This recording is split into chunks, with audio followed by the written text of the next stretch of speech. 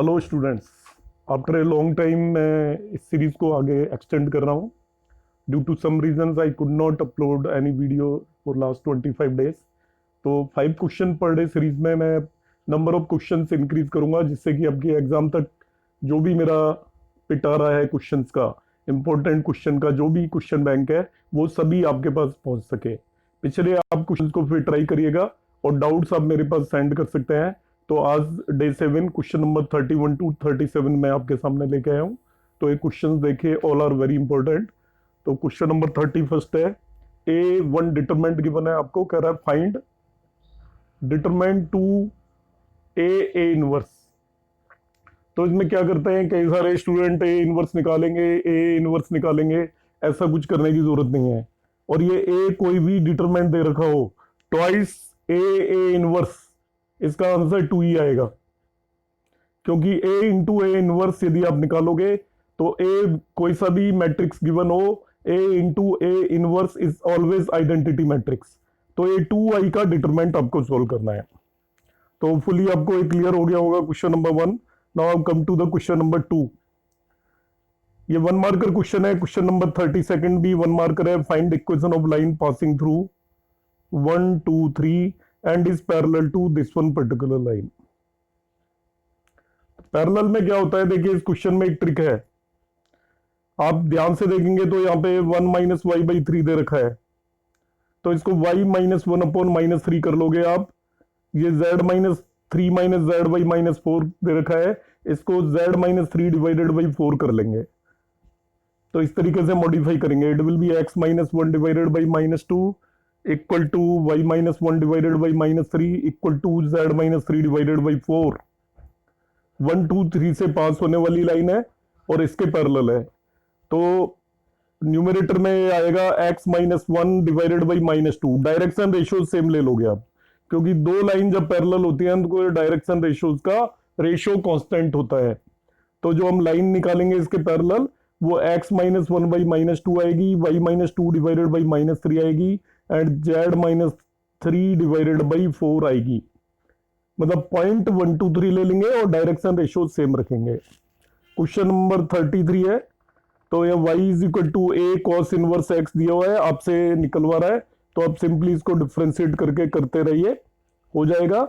मगर डिफ्रेंशिएट करते टाइम ये ध्यान रखना, ये वापस से रिपीट होगा जैसे ही हम इसको डिफ्रेंशिएट करेंगे। पहली बारी में जब इसको डिफ्रेंशिएट करेंगे बच्चों, तो y1 में e raise to power a cos inverse x as it is आएगा and a cos inverse x का डिफ्रेंशिएशन करेंगे तो minus a upon under root of 1 minus x square आएगा। तो जो e raise to power a cos inverse x आपका वापस आया, उसको फिर से हम y पुट कर देंगे। तो आपने यदि क्वेश्चंस किए तो आप समझ गए होंगे मैं क्या बता रहा हूं। y पुट करके आप इसको सॉल्व कर सकते हैं। और मैं पहले ही कहा है कि आपको जो भी क्वेश्चन नहीं आया मैं थोड़ा हिंट दूंगा, और हिंट से नहीं होता है तो you can ask me. Question number 34 NCERT का क्वेश्चन है। इस पर्टिकुलर क्वेश्चन की एक ट्रिक है, वो ट्रिक आप ध्यान रख लें। मैं आपको एक ट्रिक बता रहा हूं कि किसी भी इंटीग्रेशन के क्वेश्चन में numerator sine x plus cos x या cos x plus sine x given हो, numerator sine x plus cos x या cos x plus sine x given हो, तो उसका हम ऐसी चीज को टी पुट करेंगे जिसका डिफरेंशिएशन ये हो। यहां पर dx लिखना भूल गया हूं मैं। तो यहां पे इस पर्टिकुलर क्वेश्चन में you will put sine x minus cos x को टी पुट कर दीजिए। Sine x minus cos x को टी पुट करेंगे हम। इसको डिफ्रेंशिएट करने पे sign x plus cos x d x D T हो जाएगा। तो this thing will become D T. और इसको स्क्वायर करेंगे, इस वाली टर्म को ध्यान से सुन लीजिएगा, this is only a hint. Square करने पे साइन 2x की वैल्यू आपको पता चल जाएगी, वो यहां पे हम रख देंगे and then you try to solve it. Still if you have problem, solve होना चाहिए आपसे, नहीं होता है तो you can ask me. Next question number 35 की मैं बात करता हूं। This is from the differential equation, और इसको आप केयरफुली देखेंगे तो it is a homogeneous equation. हर एक टर्म की डिग्री 2 है।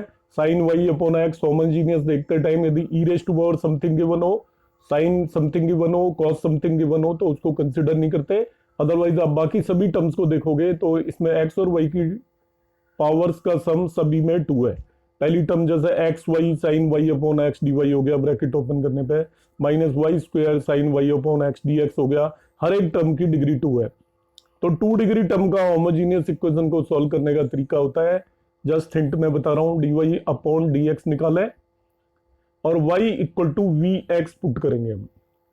y equal to v x put करने पर d y upon d x is equal to v plus x d v divided by d x से replace करके solve करते हैं।